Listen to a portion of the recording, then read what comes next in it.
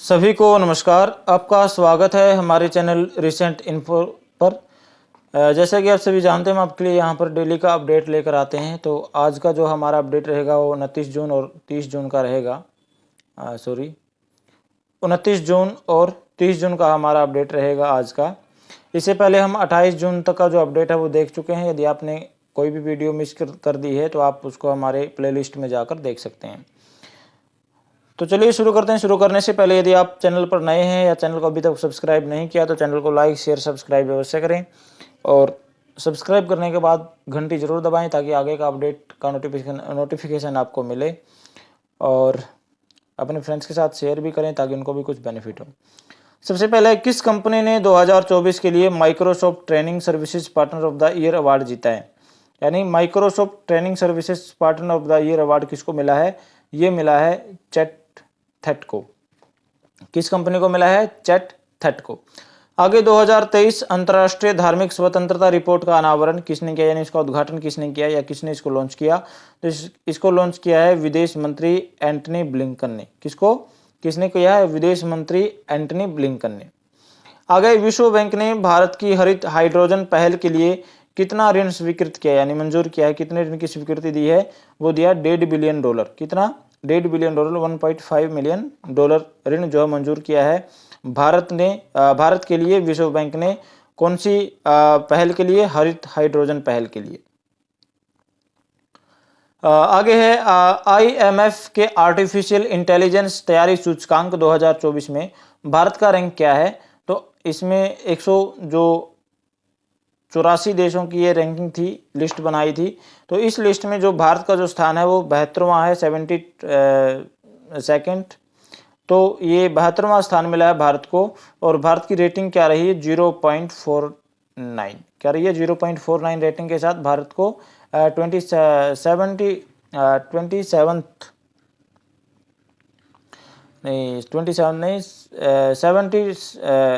72nd यानी 72वां rank मिला है भारत को। सेंट्रल रेलवे ने फ्लोटिंग सोलर प्लांट कहाँ स्थापित किया है? तो सेंट्रल रेलवे ने फ्लोटिंग सोलर प्लांट जो है वो इगतपुरी झील में स्थापित किया है। कहाँ पर? इगतपुरी झील। ये है कहाँ पर? आप कमेंट बॉक्स में लिखकर बताओ। आगे, किस राज्य सरकार ने न्याय प्रदान करने के लिए पहली गवाह संरक्षण योजना शुरू की है?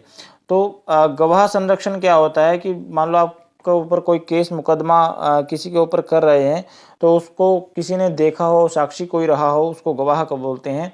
और संरक्षण क्या है कि न्याय जल्दी मिल सके। गवाह को कई बार होता है कि उसको ऊपर प्रेशर दे दिया जाता है, या उसको मार दिया जाता है, पीट दिया जाता है, या उसको दबाव बनाया जाता है। तो उस वजह से जो गवाह है वो तो सच्चाई कहने से डर जाता है और मुकर जाता है। अब क्या किया है असम सरकार ने, जो ये फैसला लिया है कि हम गवाह जो होगा उसको संरक्षण देंगे, उसकी सिक्योरिटी हम देंगे ताकि उसको किसी प्रकार का कोई डर भय ना हो और वो स्वतंत्र निष्पक्ष रूप से अपनी गवाही दे सके। तो ये किसने किया है? ये असम सरकार ने किया है। मुख्यमंत्री कौन है? हेमंत बिस्वा शर्मा।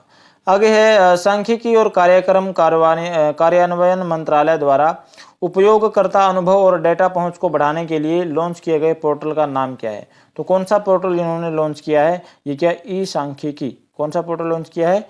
ई सांख्यिकी। आगे है, प्रधानमंत्री मोदी ने पूर्व उपराष्ट्रपति वेंकैया नायडू पर 3 पुस्तकों का विमोचन किया है। उनके नाम आपको बताने हैं। तो पहली पुस्तक का नाम क्या है? Venkaiah Naidu life in service. ये पहली पुस्तक का नाम है। इसके लेखक कौन है? इसके लेखक है पत्रकार S नागेश कुमार ने इसको लिखा है। क्या नाम है पहली पुस्तक का? Venkaiah Naidu life in service, और इसके लेखक हैं नागेश कुमार, S नागेश कुमार। ये कौन है? पत्रकार हैं ये पेशे से। आगे है, सेलिब्रेटिंग भारत। ये दूसरी इनकी रचना है, दूसरी पुस्तक है इन पर। Celebrating Bharat the mission and message of M Venkaiah Naidu. इसको किसने लिखा है? इसको लिखा है IV सुब्बा राव। ये कौन है? ये फोटो क्रॉनिकल है। ये फोटो क्रॉनिकल है ये पुस्तक, ठीक है।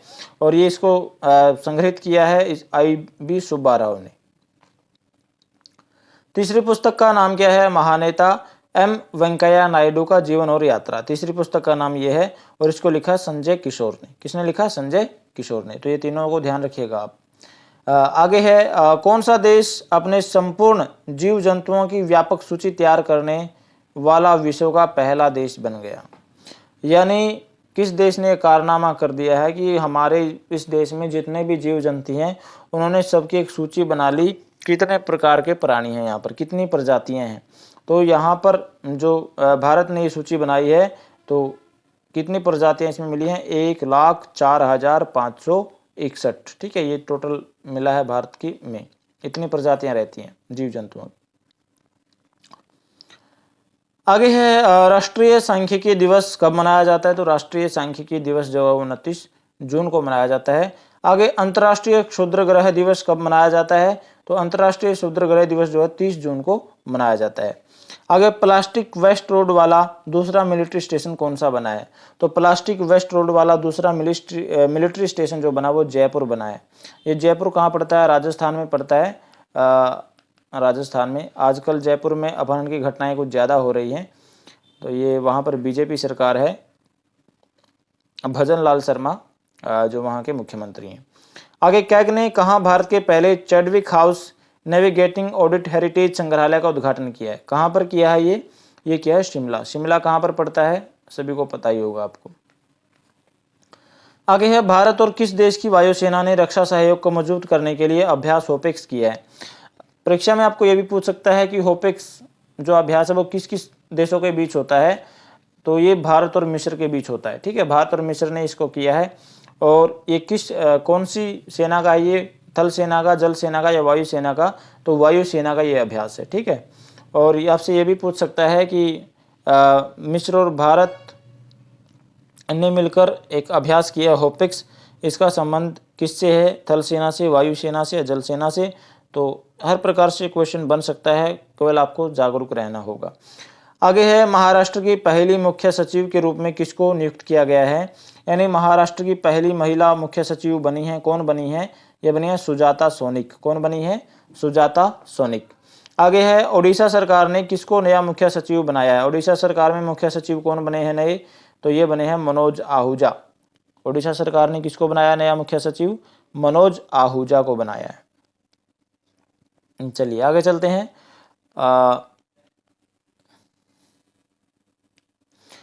30 जून 2024 को आदिवासी नेता हैं ये सिद्धू कान्हू, चांद भैरव और फूलो झानो, इनके बलिदान की याद में, बलिदान की स्मृति में एक दिवस मनाया जाता है, हूल दिवस। वो किस दिन मनाया जाता है ये आपको बताना है।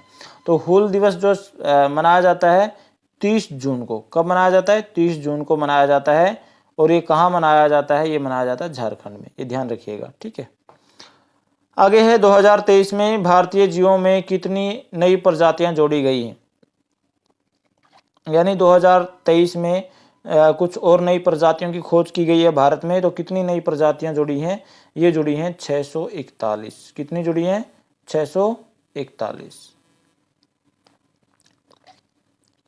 चलिए आगे चलते हैं।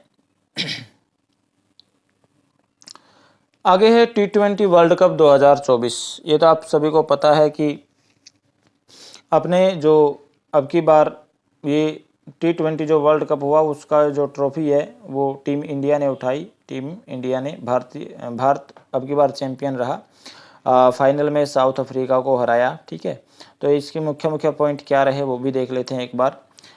सबसे पहले तो T20 वर्ल्ड कप ये जो 2024 में हुआ, ये इसका 9वां संस्करण था। कौन सा, ये 9वां संस्करण था, इसका 9th।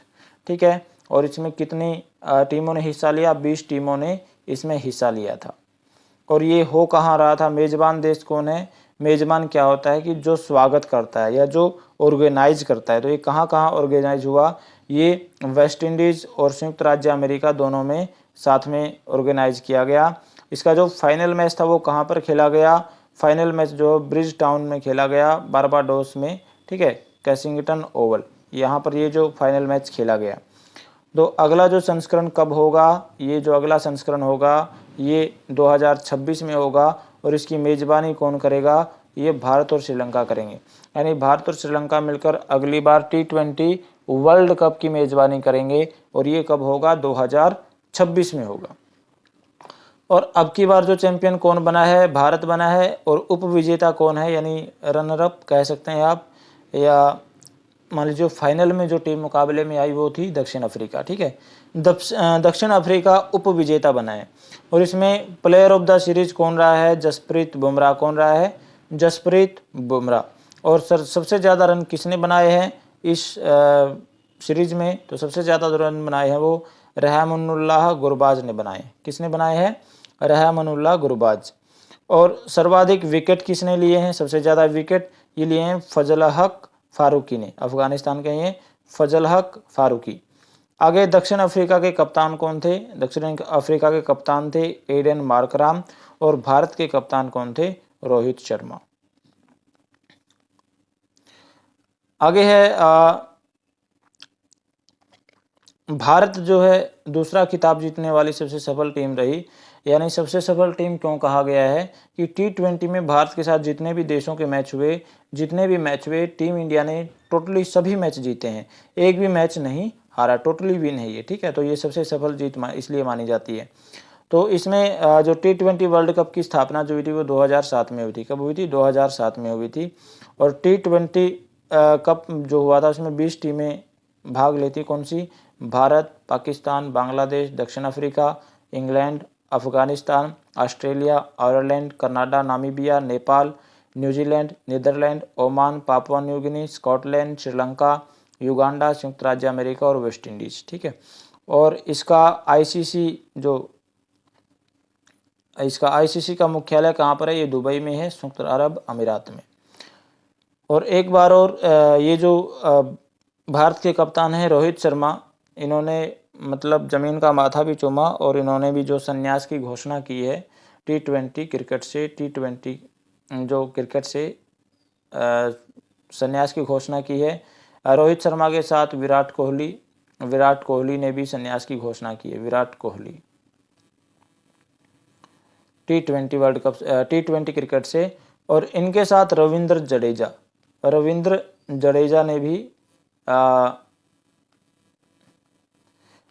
जडेजा ने भी संन्यास की घोषणा की है। तो 3 हमारे जो क्रिकेटर हैं वो संन्यास ले गए इस वर्ल्ड कप जीतने के बाद।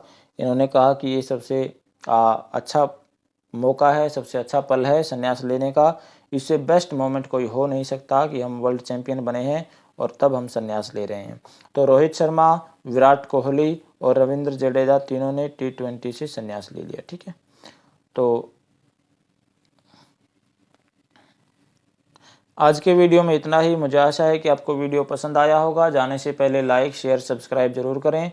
और अपने सब्सक्राइब करने के बाद अपना जो बेल आइकन आता है, घंटी आती है, इसको ज़रूर दबाएं ताकि हमारे आगे का अपडेट आपको नोटिफिकेशन मिलता रहे।